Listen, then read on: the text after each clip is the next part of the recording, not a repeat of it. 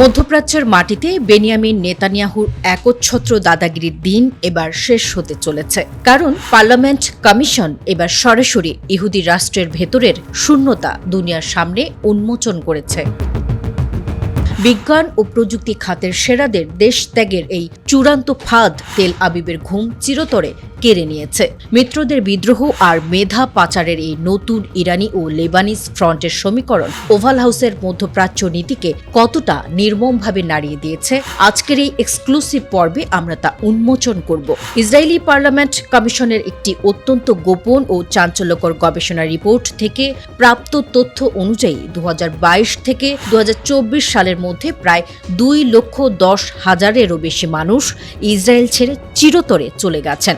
সবচেয়ে উদ্বেগজনক বিষয় হল, একই সময়সীমার মধ্যে অন্য দেশ থেকে ইসরায়েলে ফিরে আসা মানুষের সংখ্যার তুলনায় এই দেশ ত্যাগীদের সংখ্যা প্রায় 1,40,000 বেশি।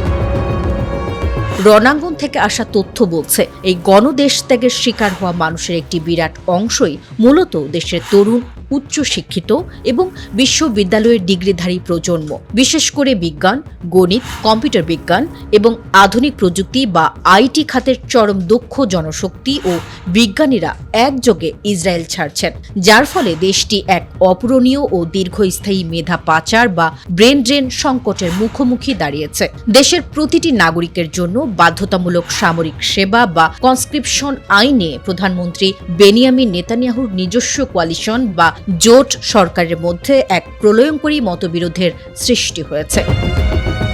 পরিস্থিতি এতটাই নিয়ন্ত্রণের বাইরে চলে গেছে যে নেতানিয়াহুর দীর্ঘদিনের অন্ধ অনুসারী এবং রাজনৈতিক মিত্ররাও এখন প্রকাশ্যে তার ভুল নীতি ও খামখেয়ালিপনার তীব্র সমালোচনা করছেন। এরই মাঝে জ্বলন্ত আগুনে ঘি ঢেলেছে দেশের প্রতিরক্ষা বাহিনীর ভেতরে চরম এক নৈতিক কেলেঙ্কারি। নৈতিক অসদাচরণের সুনির্দিষ্ট ও গুরুতর অভিযোগে ইসরায়েলি সেনাবাহিনীর এক শীর্ষ কর্মকর্তাকে সরাসরি বরখাস্ত করা হয়েছে, যা দেশটির সামরিক বাহিনীর ভেতরে এক নজিরবিহীন ক্ষোভ ও নতুন বিতর্কের জন্ম দিয়েছে।